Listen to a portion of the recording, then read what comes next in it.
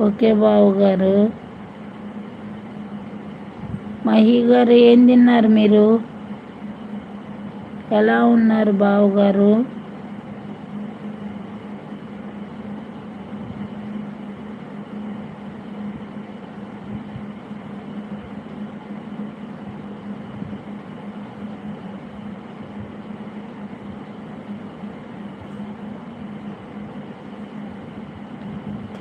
ఏం తిన్నారు?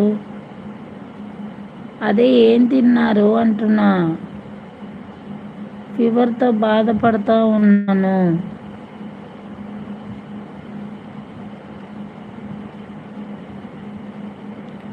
నువ్వేం తిన్నావో నేను అదే తిన్నా. అవునా? చికెనా? మీ అత్తగారు చేశారా?